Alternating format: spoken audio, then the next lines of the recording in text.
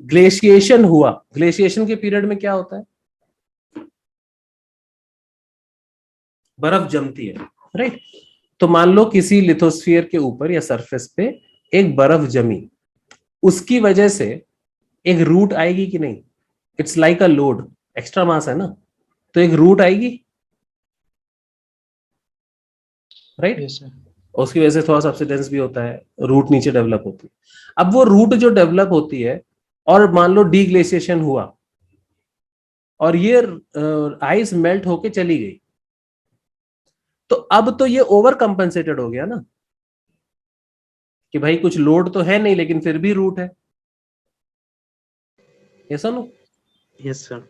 तो ये जो ओवर कंपनसेशन है ये अब धीरे धीरे रिबाउंड करेगा और नॉर्मल पे आ जाएगा, राइट। इसमें थोड़ा टाइम लगेगा, तो आप उसको एनकाउंटर कर सकते हो जब वो अभी भी पूरी तरह से रिबाउंड नहीं हुआ है, अभी भी ये ओवर कंपनसेटेड, करेक्ट।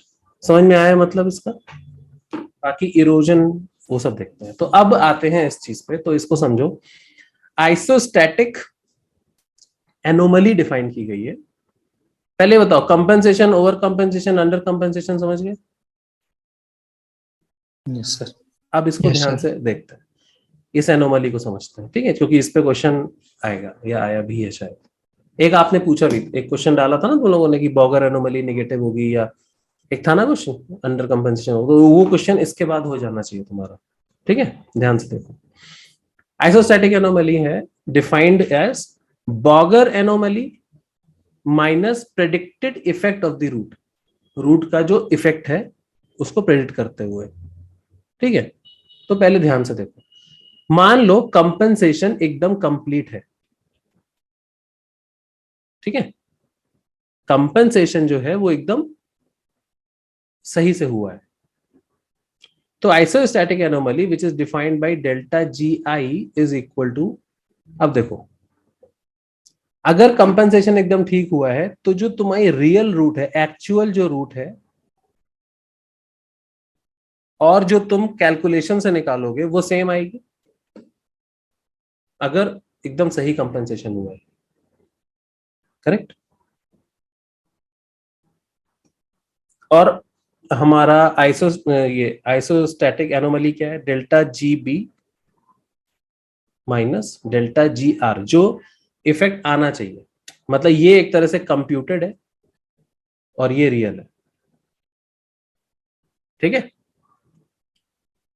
कंपनसेशन हुआ है, जब सही कंपनसेशन हुआ है तो उस केस में ये दोनों बराबर होंगे, जो बॉगर एनोमली की वजह से जो आनी चाहिए और जो कंप्यूट करी गई है वो दोनों सेम हो गए, that means it is compensated. तो डेल्टा जी आई 0 हो जाएगा। Is this clear. अब ओवर कंपनसेशन में आते हैं। ओवर कंपनसेशन का मतलब क्या है, समझो, ध्यान से समझो। ओवर कंपनसेशन का मतलब है कि माउंटेन लेट से इरोड हो गया है, ध्यान से सुनना, माउंटेन इरोड हो गया है, लेकिन रियल रूट अभी भी पुराने माउंटेन के हिसाब से होगी, क्योंकि एरोजन का प्रोसेस फास्ट है, अभी रियल रूट उस पर एडजस्ट नहीं कर पाई है।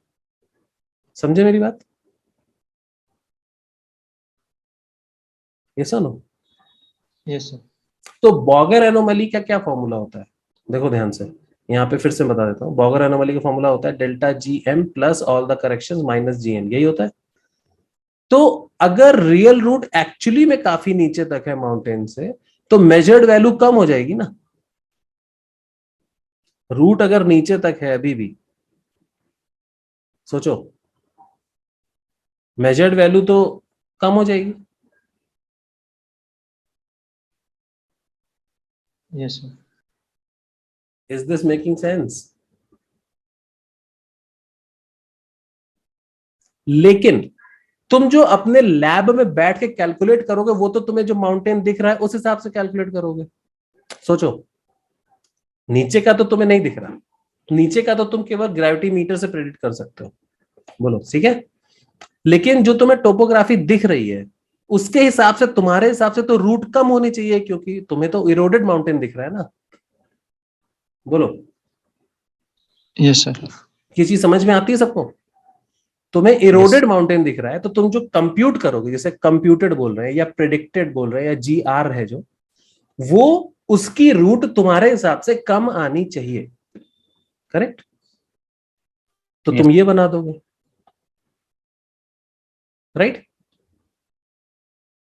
तो तुम्हारी ग्रेविटी एनोमली ज्यादा नेगेटिव रियल में है, ये वाली, ठीक है, क्योंकि रूट अभी तक नीचे तक है, तो एक्चुअली में मेजर्ड वैल्यू बहुत कम है, लेकिन जो तुमने कंप्यूट करी है वो यहां पे आ रही है, करेक्ट? तुम्हारे हिसाब से एनोमली कम आनी चाहिए क्योंकि रूट तुम्हारे हिसाब से थोड़ी कम है, बट एक्चुअली में वो ज्यादा है। तो तुम्हारा जो डेल्टा GI है वो नेगेटिव आएगा कि नहीं? सोचो ऐसे, डेल्टा GB ज्यादा नेगेटिव है और ये लेस नेगेटिव है, तो GI तो नेगेटिव ही आएगा ना, राइट? Yes, sir. तो GI तुम्हारी नेगेटिव रहेगी कि नहीं? आइसोस्टैटिक एनोमली नेगेटिव आएगी कि नहीं? ज्यादा नेगेटिव में से कम नेगेटिव माइनस करोगे तो नेगेटिव ही आंसर आएगा हमेशा,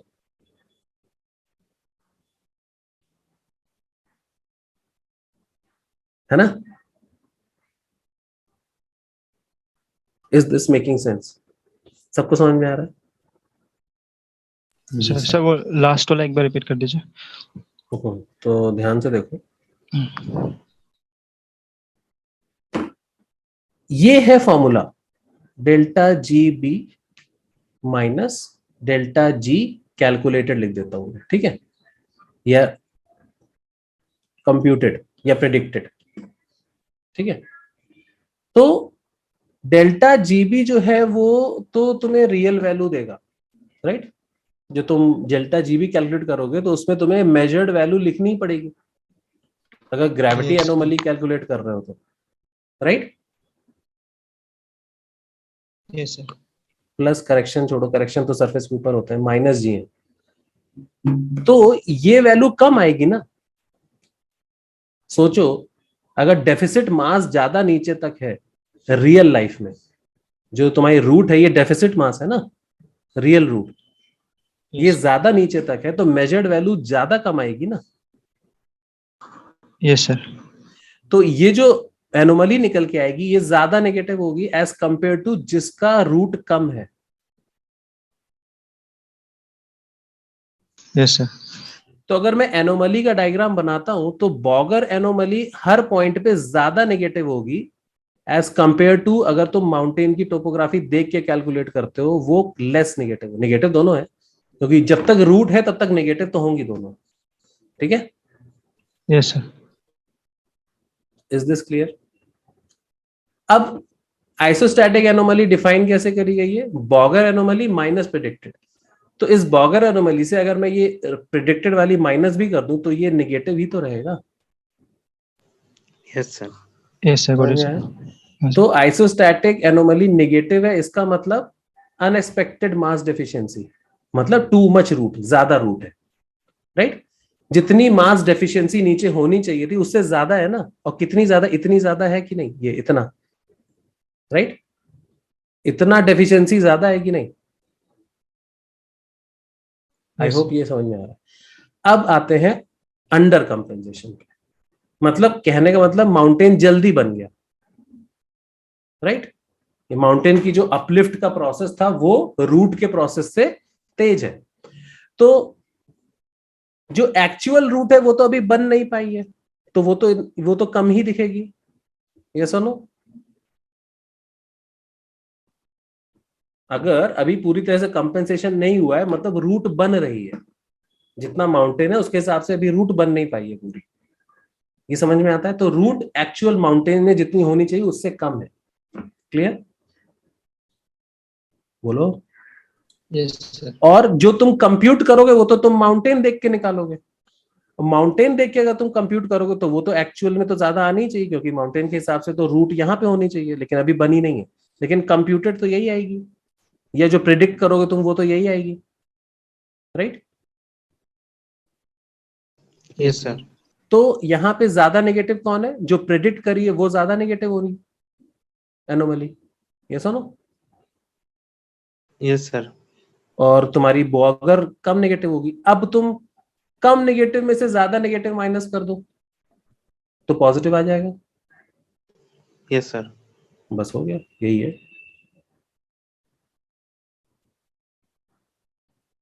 राइट।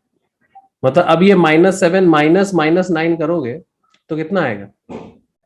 2 आ गया। बस इसलिए पॉजिटिव हो गया। पहले क्या कर रहे थे?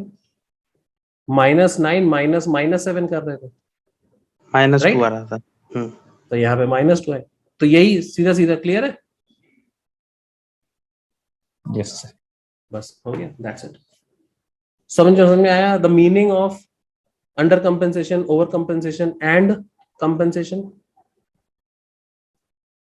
अब जो तुम्हारा क्वेश्चन था कि माउंटेन के नीचे बॉगर एनोमली हमेशा नेगेटिव होगी होगी उसका ऑप्शन ए था शायद, जो क्वेश्चन था मेरे को याद नहीं है, शायद ऑप्शन ए था कि Bouguer anomaly is always negative below the mountain, right. बताओ, क्या डिपेंड करता है कि अंडर कंपेंसेशन हो, ओवर कंपेंसेशन या कंपेंसेशन हो? बॉगर एनोमली तो हमेशा नेगेटिव ही है ना।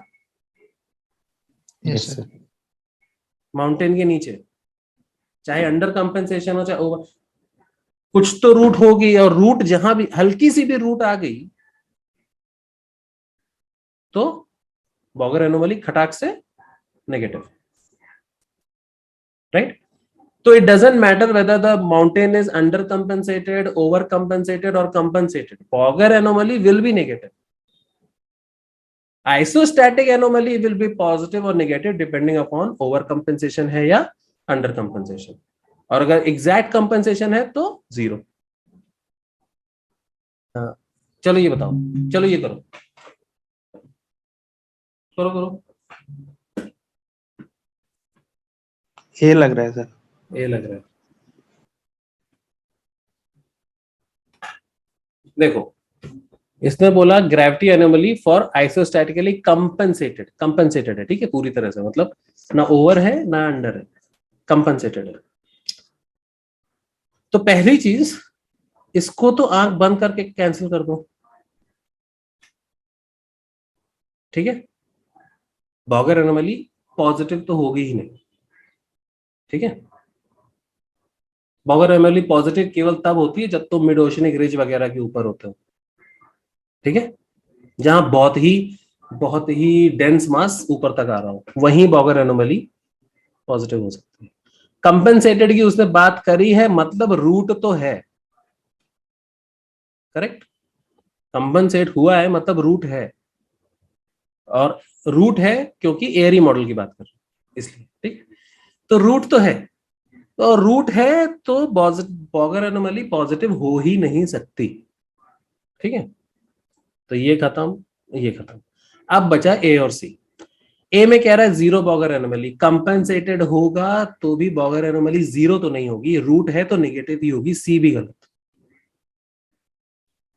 Negative Bouguer anomaly and positive free है, ये हो सकता है, करेक्ट, क्लियर। यस। सर जो फर्स्ट वाला आपने एक्सप्लेन करा था जहाँ पे कंप्लीट टोपोग्राफी थी, तो वहाँ पे आइसोस्टैटिक, अच्छा ठीक है ठीक है। बॉगर तो नेगेटिव ही है ना, यस सर यस सर। वो तो नीचे ही है सरफेस, ये ठीक है। आइसोस्टैटिक एनोमली 0 होगी उसमें। Yes sir. तो यहाँ पे अगर लिखा होता 0 isostatic anomaly and negative Bouguer anomaly, तो ये स्टेटमेंट सही हो जाती है, ठीक है। तो नेगेटिव फ्री एयर भी नहीं होता है, ठीक है। नेगेटिव फ्री एयर तब होता है जब तुम सी लेवल पे आ रहे होते हो, तो वो धीरे धीरे नेगेटिव जाती है फ्री एयर,